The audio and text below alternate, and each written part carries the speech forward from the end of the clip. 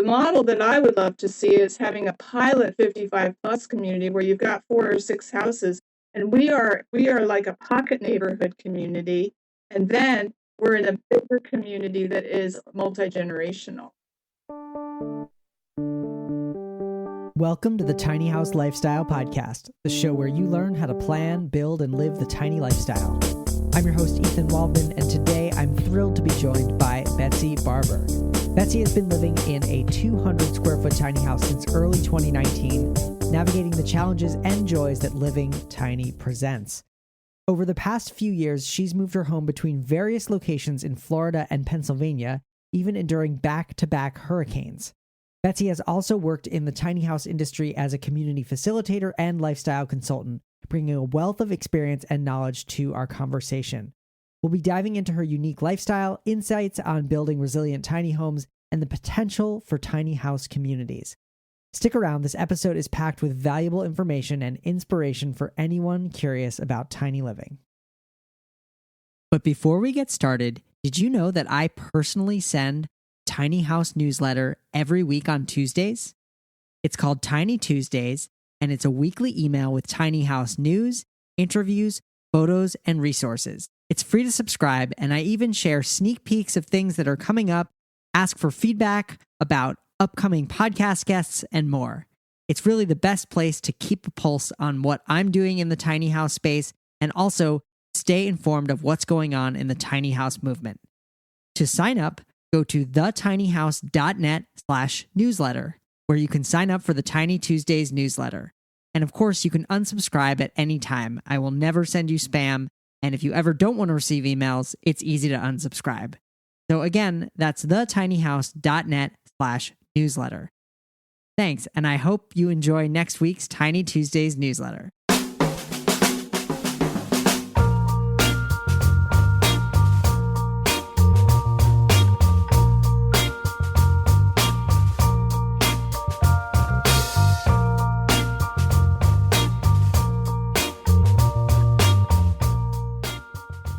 All right, I am here with Betsy Barbour. Betsy has been living in her 200 square foot tiny nest since early 2019. She got involved with the tiny living movement a few years before that, and since had worked in the tiny house industry as a tiny house community facilitator and in marketing and lifestyle consulting. She has had her home in 4 different sites in Florida and Pennsylvania. Betsy loves affordable tiny living and building sustainable communities. Having just experienced the back-to-back hurricanes on the Gulf Coast, she is currently recovering personally and working to strengthen local and regional systems, including affordable, safe housing. Betsy, welcome back to the Tiny House Lifestyle Podcast. Thank you, Ethan. It's great to be here. Thank you for inviting me. You're very welcome. I always enjoy talking with you. So you experienced back-to-back hurricanes on the Gulf Coast recently.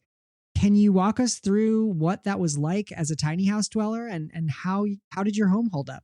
Well, it was twice as much as we've had. I mean, I've done hurricanes before, but this was a lot more just because of the fact that the first one came through and then 10 days later, the second one came through. Yeah.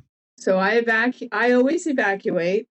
I don't stay in my tiny house. It is anchored, so I don't really worry too much about the house. Okay. But it's more accessibility. It's being stuck here without services, that possibility, and that's why I always evacuate. Got it. And the place I go is about an hour from where I live. So the first one wasn't too bad.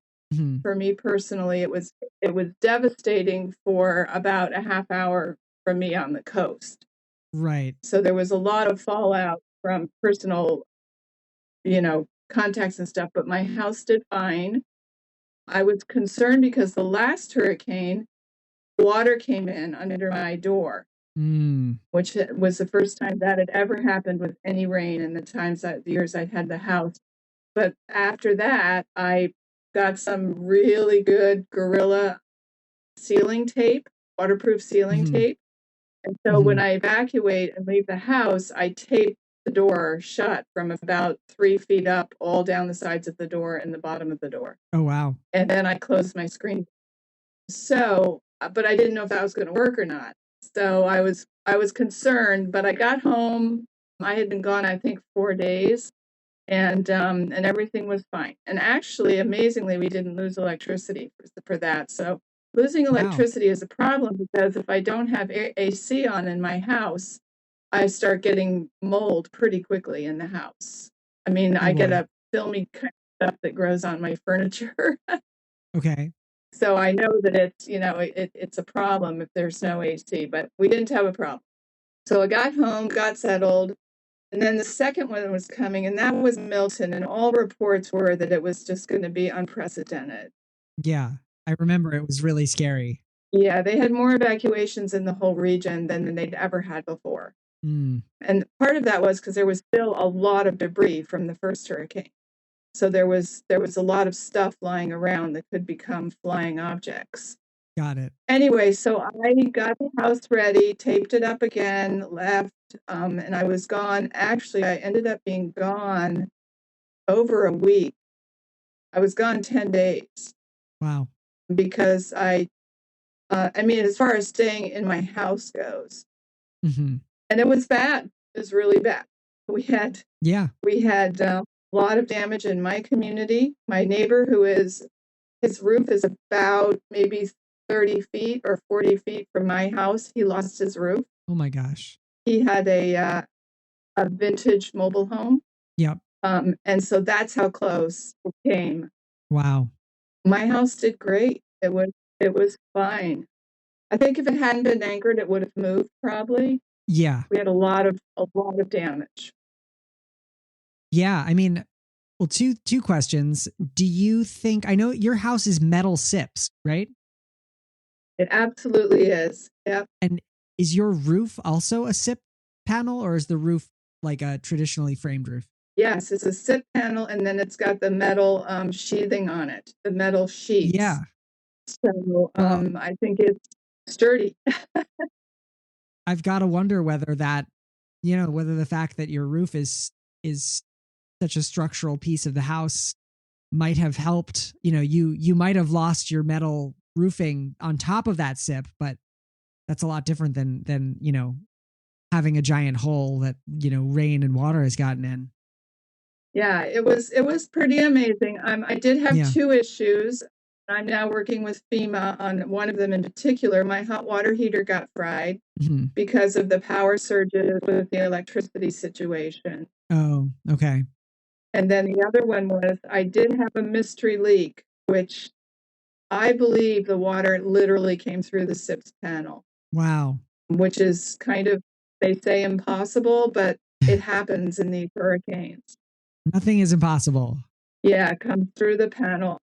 Where it pooled was underneath, interestingly, was underneath a pressboard cabinet that was flat with the floor. It wasn't up on feet. And so the pressboard literally sucked up all the water. Yep. And so the cabinet was ruined like for about 5 inches. The bottom of the cabinet disintegrated. There was so much water. It was literally wet. Oh, that's frustrating. But the rest of it was fine. So we just cut off those 5 inches and rebuilt the cabinet. Oh, awesome. And there was no water damage under it. There was no water damage. There was no mold. And that sat there for a good 3 weeks till I could get it taken care of. Wow. So pretty amazing.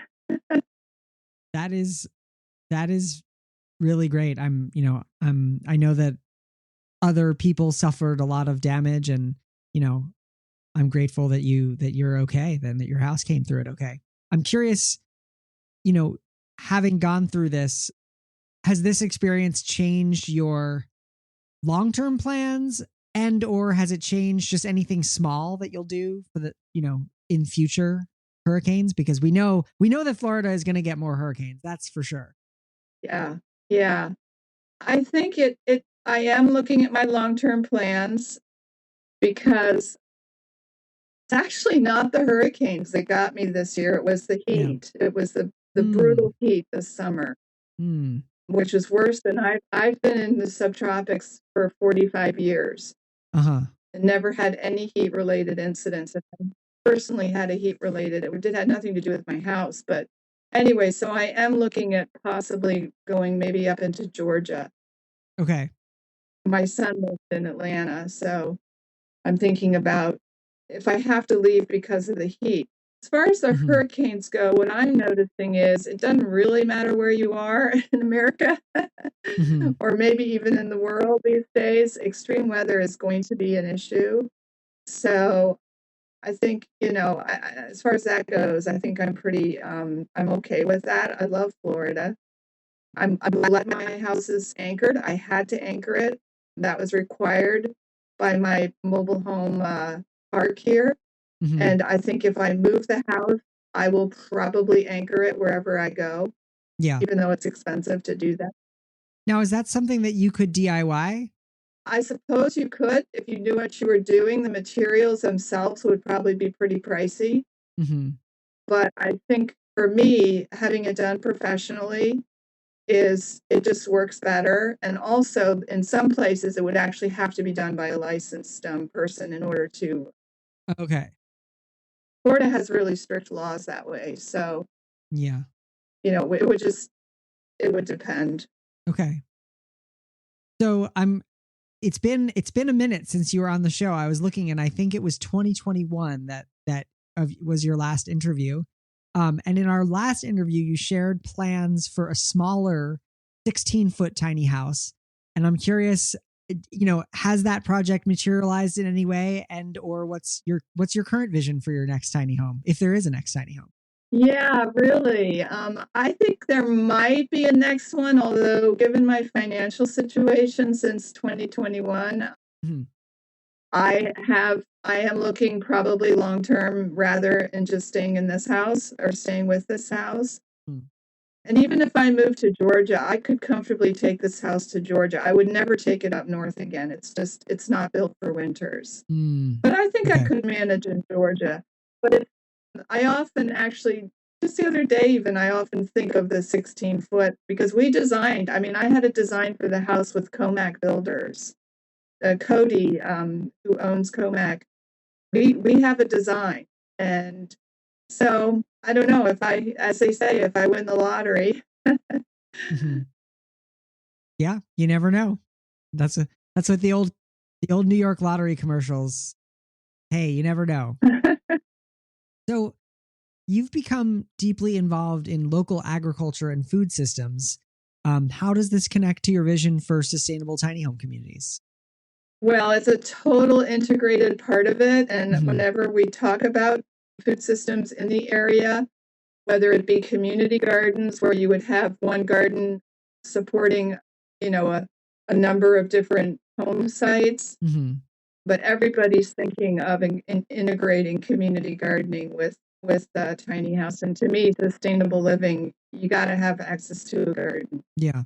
Close by. It's just part of it. Yeah.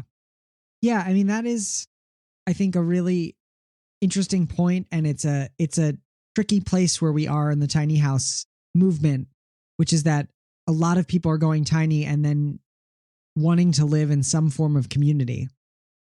I actually just interviewed Mick Holiday from the YouTube channel Mick Thinks Tiny. It's actually, it will be the episode just before this, and in that conversation we talked a lot about the affordability of communities, and Mick really believes that as there are more communities, that they think that they're going to become more expensive to live in, not less, and that it's going to trend towards luxury rather than towards affordability. Just like the tiny house market has. Yeah. So it sounds like you agree with that take. Well, I agree that's what's happening. I don't think that's what has to happen by any means. I think there's a lot of other roads to travel on that one. How do we change that? Well, I think we have to look at the realities, of course. And to me, I was actually just explaining this to somebody last night who came. She's quite a dynamic small business entrepreneur, kind of think tank person, and she came because she wanted to see a tiny house. And my thought is, okay, so you've got investors, because she has an investor that is interested in tiny house community. Okay. But you have to get your return on investment, and So my thought is, let's go with hybrid communities. Yeah. And let's have a community which has the resort a part of it for sure. And it can be as removed. You can build a 10-foot wall. You can do whatever you want. So the resort people don't have to feel like, there's other people around them. Yeah. But hopefully they'll at least realize that they want people working for them. They want workforce people, and those workforce people have to have housing. Yeah. So hopefully they would be amenable to having another part of the community be for workforce housing, for instance, affordable. Yeah. And then you would also have a 55 plus part of the community, which again, is not going to necessarily give you your return on investment. But if the resort can be designed to be the income generator, then you have the other social enterprise impact.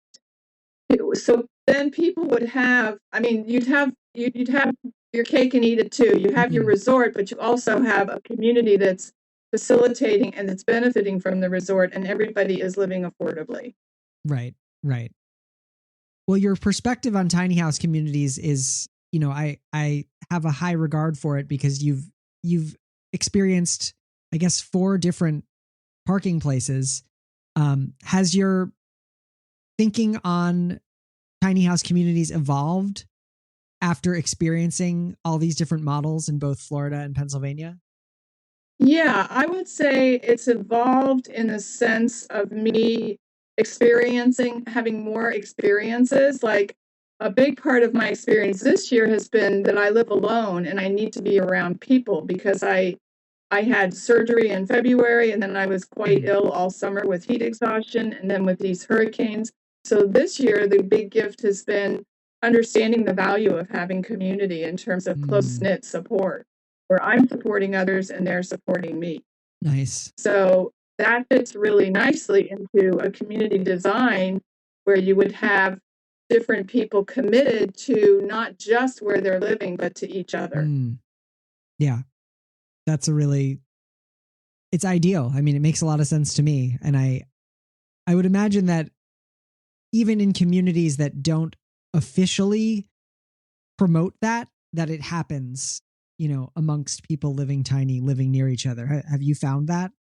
I have never been, in my Pennsylvania place, there were lots of other tiny house owners around, and we definitely found that among ourselves. Some of us, not all of us, because not everybody that lives tiny is interested in being, a part of a community. Right. Yeah. Not everyone wants it.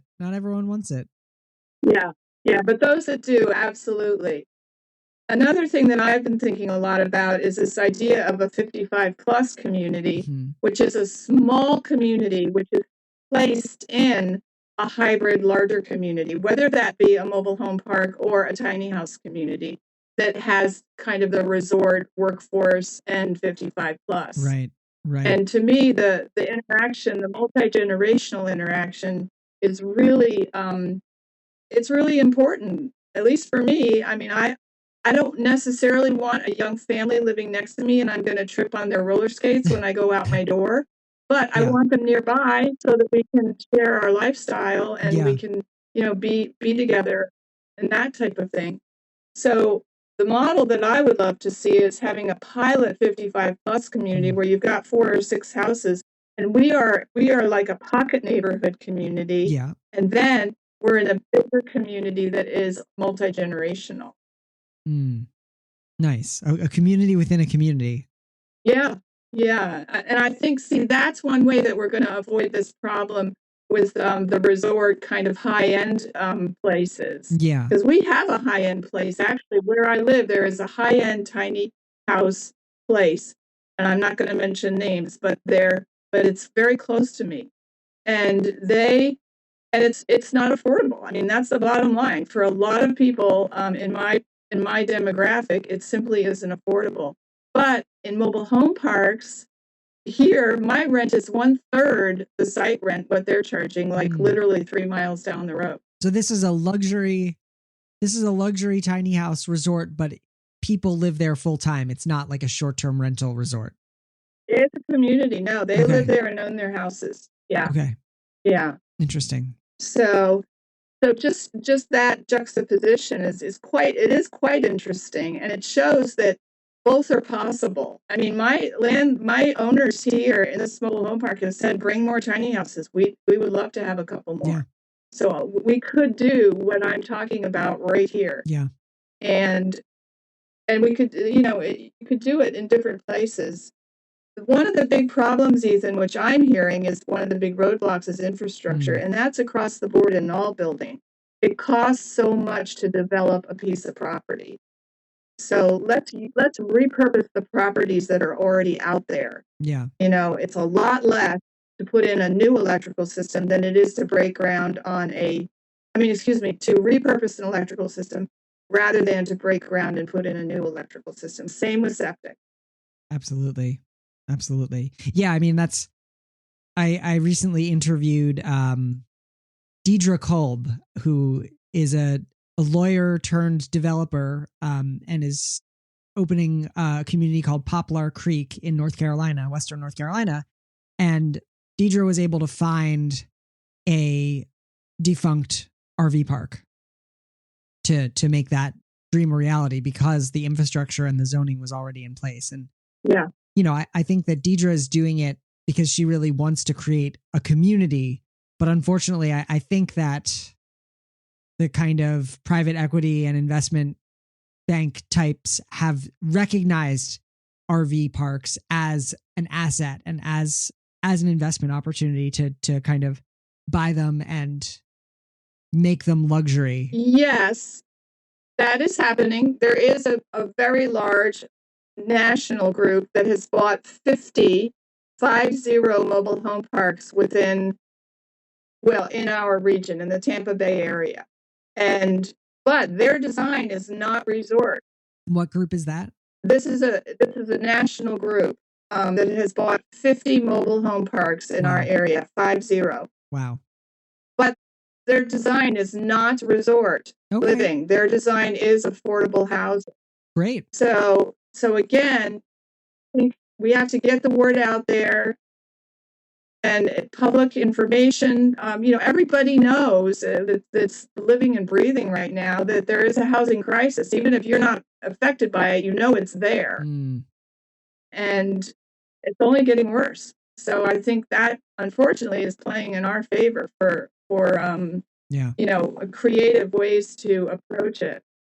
Well, in our last conversation, you mentioned tiny circles. Has that project developed further? Well, the 55 plus is definitely part of that. Mm-hmm. That's the pilot model that I've kind of been putting together. The Tiny Living Coalition is one in Lancaster County went on hold for a number of reasons.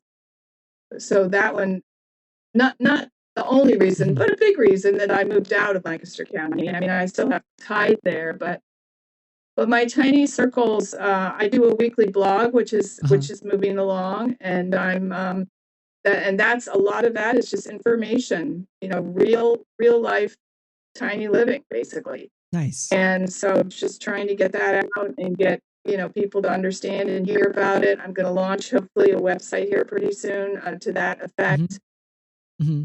And then I am going to be working on establishing in my area here, first of all, a lifestyle consulting where I bring people to the house. I show them the house. We sit and talk about what they're interested in. It's not necessarily going to be just tiny house focused, but right sizing focused as well. Because some people don't necessarily want a tiny house, but they want to figure out how to right size with their possessions and their space and that type of thing. So. Is there a place that people can subscribe to the Tiny Circles newsletter? I know I'm on it and I enjoy reading it every week when you send it. Or is that still in beta? Yeah, I mean, for right now, it's still in the beta form, but certainly my email, if you could just post my Gmail account with the interview, people just let me know and I'll put them on. How about this? I don't want to publish your email address because you'd get a lot of spam, but people can go to the show notes page for this episode and comment, and I will put you in touch with Betsy. Leave a comment. That sounds good. Thanks, Ethan. Appreciate that. Yeah, no problem. So with concerns about affordable housing growing, do you still see tiny houses as a primary solution? And has your view on tiny houses as a solution changed at all since we last spoke? I would say I think it is a solution. Mm-hmm. I think it is the solution for some of us. Mm-hmm. I'm not saying that it would be the solution for me in 10 years. Got it. Because there may be another solution by then. But I think that absolutely it should be something people consider. Mm. And I have no hesitation to say it totally works. And it's such an adventure. I mean, it really is. I don't want this to sound kind of stupid, but it really is quite magical living in a tiny house. And when people come into my house, literally every single person that comes into my house, even if they're like, oh my gosh, this is small, it's just through their eyes, it's just such an exciting, cool thing to be living in such a small space. Yeah. And I every single day I experience that, and I love it. I love that. That's so great. And it's wonderful that you're able to still show your tiny house to people and to experience that, because I share that. Like, when you live it every day or you're around tiny houses all the time, it becomes really commonplace. But then when you watch someone else see it for the first time, you kind of get to experience that, the magic of it over again. The excitement of it. Yeah. And I experience the magic every day in the sense that, there's things that happen here, like how can you lose something in a tiny house? or how can you manage with a sprained ankle and a sprained wrist after 2 falls that I took recently? Yeah. In a tiny house. Well, my tiny house is like one giant physical therapy place, because wherever I stand in my house, I've got something I can lean on. Yeah. Within reach. It's just amazing. I mean, there's so many, it's so versatile. It really is so versatile. Is there anything that you would advise retirees thinking about, because your tiny house, it sounds like your tiny house was able to sustain you and be, a supportive place for you to recover from your injury and illness. But I could imagine, had you built a tiny house with a ladder access loft and no downstairs bedroom, that it might not have worked. Is there anything, having gone through this last year, any changes that you would make to your house or other suggestions you have to other, folks who are looking to retire in a tiny house, design wise? Yeah, I would say at least have an option of a downstairs bedroom. Yeah. It doesn't necessarily have to be your primary space, but that your house could be altered if necessary. Right. It needs to exist. And also your access point of the house. I have 4 steps up into my house. Yeah. So just leave room on your deck for a ramp if you need a ramp. That type of thing. I guess for some people, consideration would be the widths. You don't need to make it ADA necessarily. American Disabilities Act accessible. That's a lot of different stuff.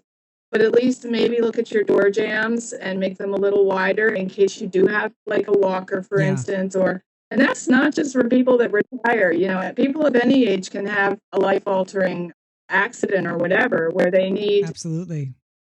They're going to need some of this apparatus. And if you look at the kind of common things that happen, your shower, have a seat built into your shower. Those type of things that can be easily altered. Your bed, how high is your bed? Even on your first floor, even in your master bedroom. Yeah.